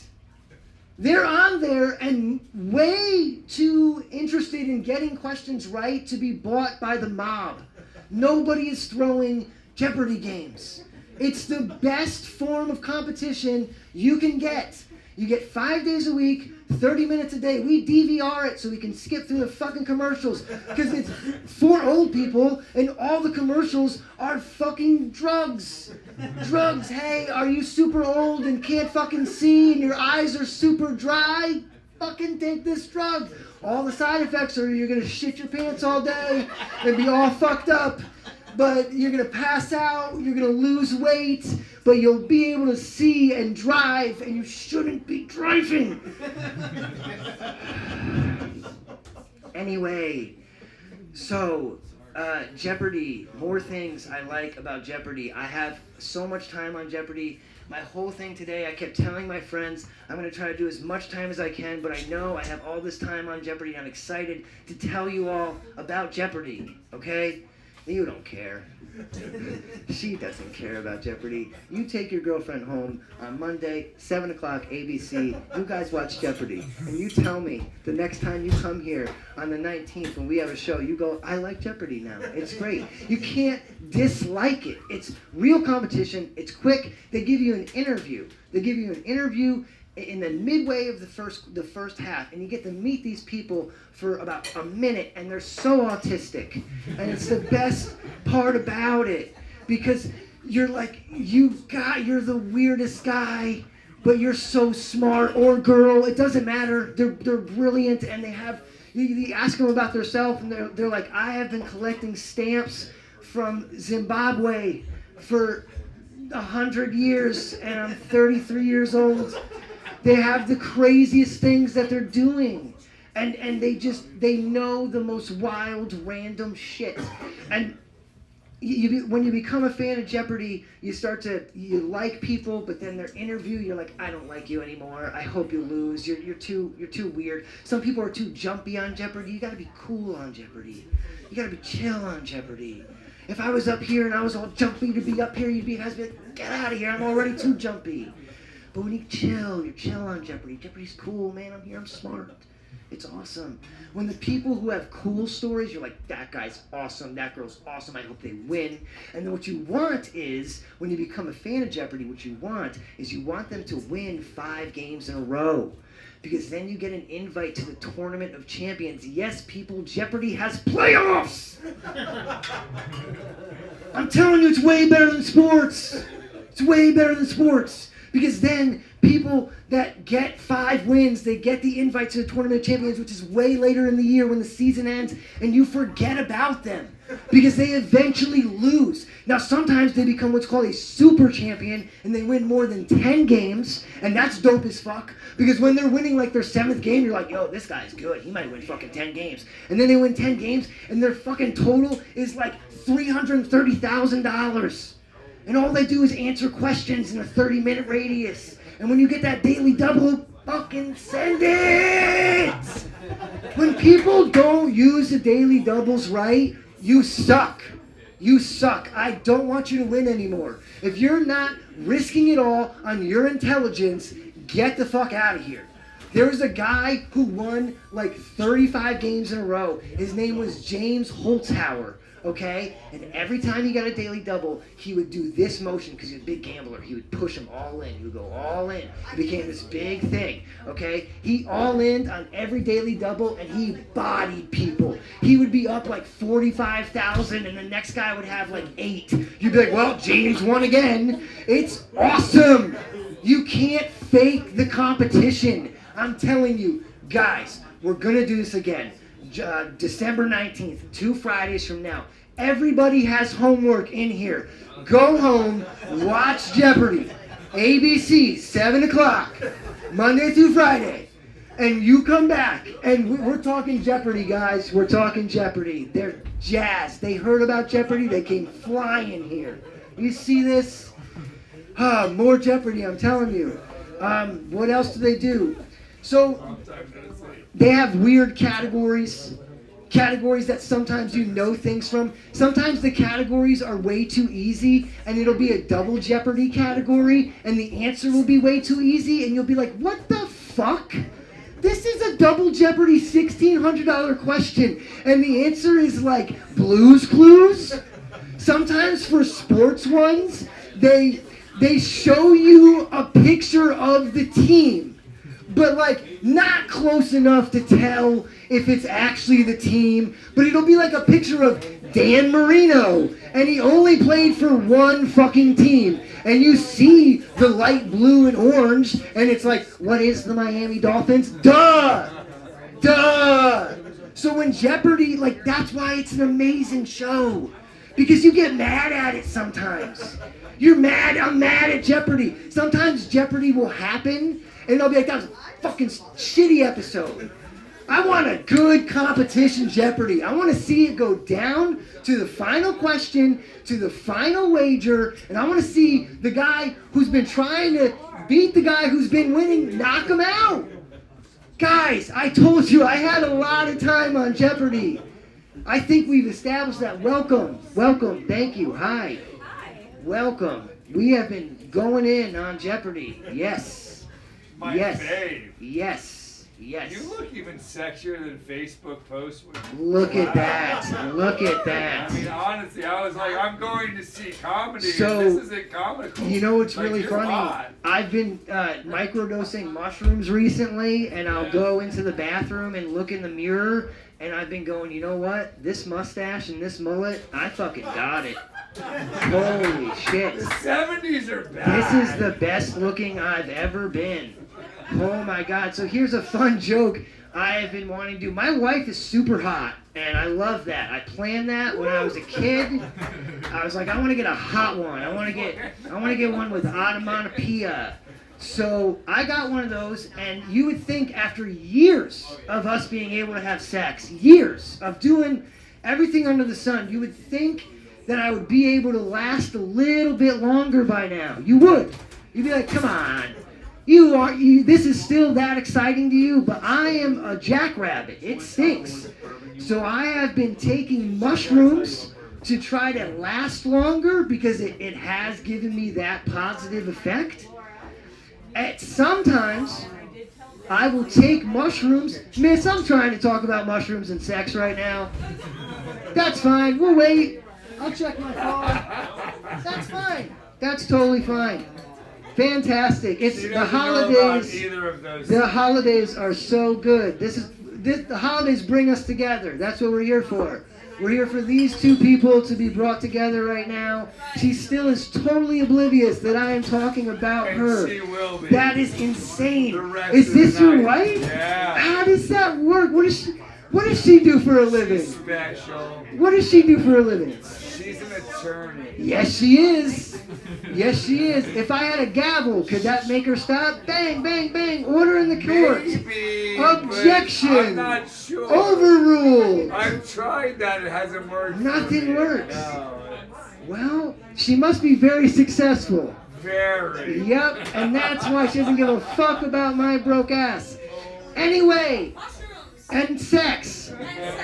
So, I will take them We're all sometimes on board. without getting the green light that I'm going to have sex. So I'll take them at like 6:30 and be like, I'm gonna have sex around 8:30, so I'll be tripping nice and I'll be ready to go, and I'm gonna have sex with my wife for more than 2 minutes, and she is gonna be orgasmed and pleasured, and I am gonna feel good about myself. Okay? And what happens is she'll go, my stomach hurts, and I just want to watch Schindler's List. Because I keep hearing references about Schindler's List and I don't understand them. So I want to watch Schindler's List. Schindler's List is 3 hours. Schindler's List is very, very, very depressing. And when you're tripping on mushrooms, you're pretty emotional in a lot of different ways. You like to take that mushroom roller coaster and ride it towards positive emotions, but when you're watching Schindler's List, it's not fun. Hey, you're a big part of the show now. She's back. Yeah. So, that was... OJ Chase. I have nothing on that. We do drive a Bronco. I'll regain composure and control of the room. Thank you so much. You're a wonderful lawyer. All right. So, what was I saying? Sex and mushrooms. My wife is hot. Sex and rock and roll. We're gonna change. We're gonna change it up. We're gonna do just like a hard pivot, and I'm gonna tell you guys. I'm really glad my hot wife threw you off that much. That's Like, exactly. that's pretty awesome. Exactly. Happens all the time. I'm gonna keep my mouth shut. I like you. You're fun. You're the social worker with the hat. Let's talk about HR. Gabe said a lot of things that would have got himself into HR problems. I have just recently learned about HR. HR is a very weird place. It's kind of like the principal at your job. And they basically just sun you out and make you feel like a small piece of shit, and you feel like you're gonna get fired, and they go, no, just go back to your job and feel awkward now, because you had to go talk to HR. And if HR had if comedy had an HR department, definitely Gabe would be there, because that was wild what was happening. My friend David told me Gabe is dark. I did not know really how that went. But dude, it was awesome. I can't wait to have you back. We're gonna keep you in. We're definitely we're gonna keep that part of the story here because I'm gonna talk about Jeopardy a lot, so he can get everybody upset, and I'll come in with the feel good Jeopardy. It's gonna be great. But here's a fun thing. So I am as much as a feel good guy, I'm also a criminal, which is a weird thing to think. I used a mobile gas card when I was 21, so that was 16 years ago. I used a mobile gas card for a full tank of gas, a deli sandwich, a bag of Cool Ranch Doritos, and a red Sobe Power in the glass bottle. If you know what I'm talking about, you're fucking cool. So I got caught, and I called my brother before I used the card, and I said, hey man, I found this card. Can they track you when you use credit cards? And he went, no, they can't. And the truth was, he was partially right. They could not track that I used the credit card. They could track that someone used the credit card, and gas stations have cameras. So I got arrested for petty larceny. I had to do a few hours of community service at the dump. And for some reason, that petty larceny charge has followed me all the way to the ripe age of 37. I cannot scrub it. I tried to be a umpire when I coached baseball out in Tucson. They said, nope, you have this on your record. You're a criminal. You are going to influence the children to steal. You cannot be a baseball umpire. So then, when I came back here after my injury, which this happened in Tucson baseball thing, we might get to it tonight if we have time. It doesn't really matter. I came back here. I was working at the gas station, like I said. I tried to get a better job selling cars at Friendly Honda. I was like, hey, I'm talkative. People like me. I can sell some cars, right? So they liked me, and they got me through to the second interview, and it seemed like I was going to get the job. And they said, yo, do you have anything on your record? And I said, I kind of do. I have this weird petty larceny charge. And they're like, it's not going to be a problem. No big deal. We love you. We're still going to give you the job. Then the next day I got an email and they go, we're no longer interested in giving you the job. And I think it's really strange that people think I'm going to steal. Because if I were to do any sort of crime going forward in my life, and I've thought about it, wouldn't you be able to recognize me? Do you know anybody else who has this amputation? Because if you do, please let me know, and I will frame them for murder. That would be great. Fantastic. We're going to move along. That's funny. Thank you. I hate that you can't ask your relatives for money. Or really anybody. They say you can't go home. I don't like that you always have to get a gift of materialism and like feeding the bloody jaws of capitalism. Like, why can't you just give me money? Like, I need to pay rent. I don't need another sweater. My closet is too full with stuff I don't wear. I have to keep giving stuff away to Goodwill. Just give me money. It's the best way to just make everything better. That's why, once again, I want to kill all the old people, because the influx of money to come to the rest of us would be huge. Fantastic. All right, we're gonna move along. All right, Kaylee was talking about her mom. I'm gonna talk about my mom for a little bit. My mom has a weird range of movies that she likes to watch. My mom likes to watch a lot of movies that feature kids. And it's not a pedophile joke or anything. My mom just thinks that kid actors are like fun and cute, and like it's cool to see kid actors out there trying, right?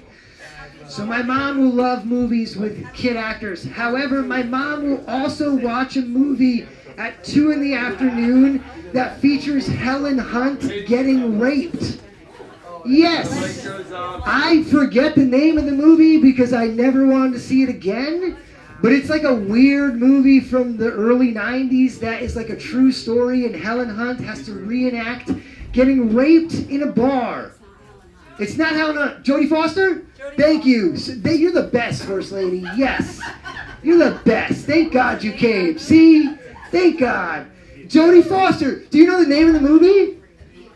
The Accused. So my mom, think about my mom. My mom wants to watch like Spy Kids because it's so cute that these kids are acting. And then she goes, now let's watch Jodie Foster get gang raped in a bar. It's awful.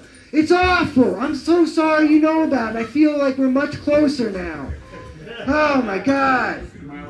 All right. I'm going to keep checking the phone. I had a lot of material I wanted to go through. Oh, here's a fun one. Here's a fun two. I called last night to order a pizza, and the lady picked up the phone, and I said, hi, I'd like to order a sausage and pepper pizza. And she said, hang on a second. And she went to get the pen and pad.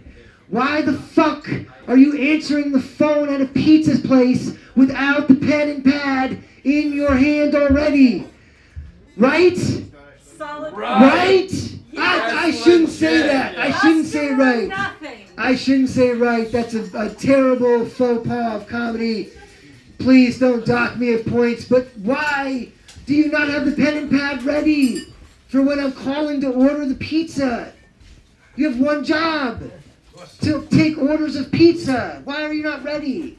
All right, moving on. Here's another fun one. We know how like the phones give us ads off of things that they think our brain likes and wants to see and all of the stuff that we say, yada, yada, yada. Yes. So my Facebook keeps offering me a pillow for a girl to get her G-spot reached better. So I don't know if Facebook thinks that I'm awesome at fucking and I just want to turn it up a notch, or if I suck and need some help. Thanks for coming, Stu. Good to see you. Stu used to work at the gas station with me. Yeah. Give it up for Stu. Fuck yeah. All right. We are going to keep going along the rails here. Looking at my phone. Here's a fun one. I have an ongoing thing with my wife that I sarcastically say no to everything she asks me to do. So if she says, hey, can you go get the baby wipes? I'll go, no.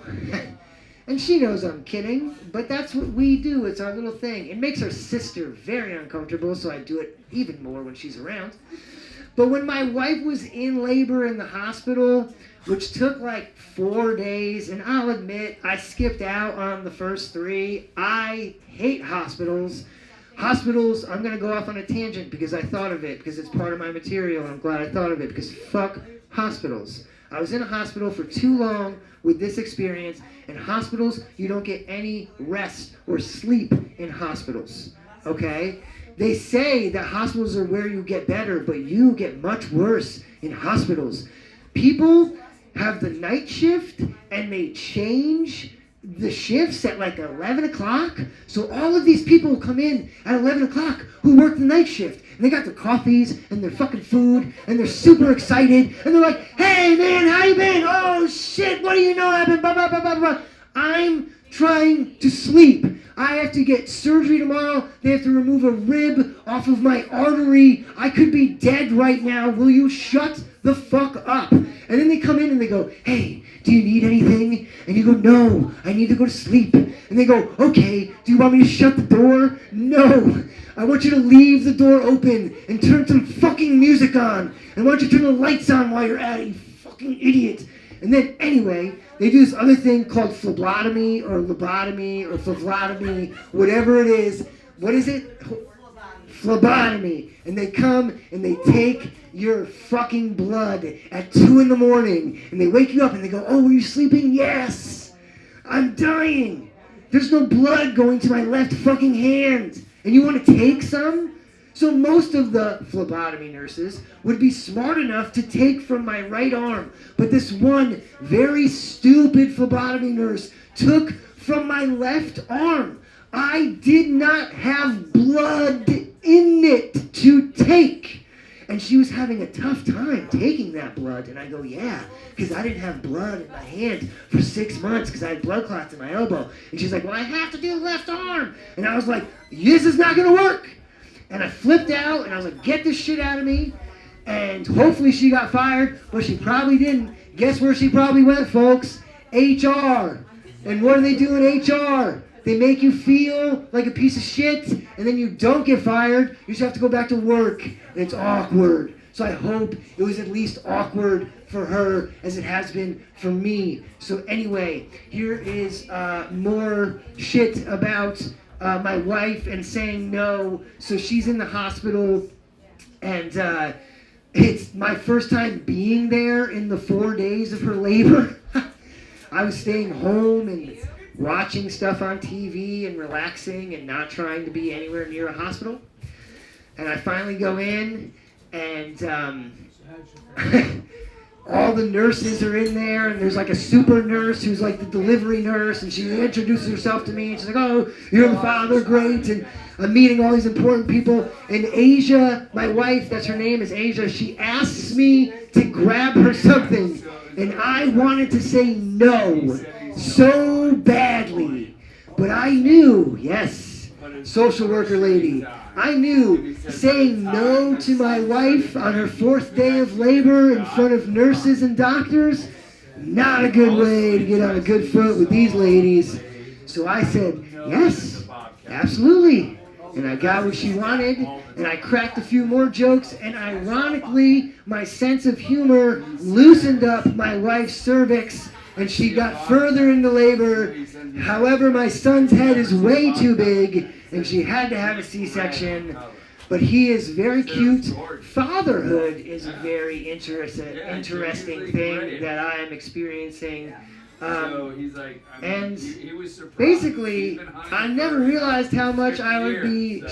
Man, this guy, you guys, fuck this. We have been having a great comedy show since you two motherfuckers showed up.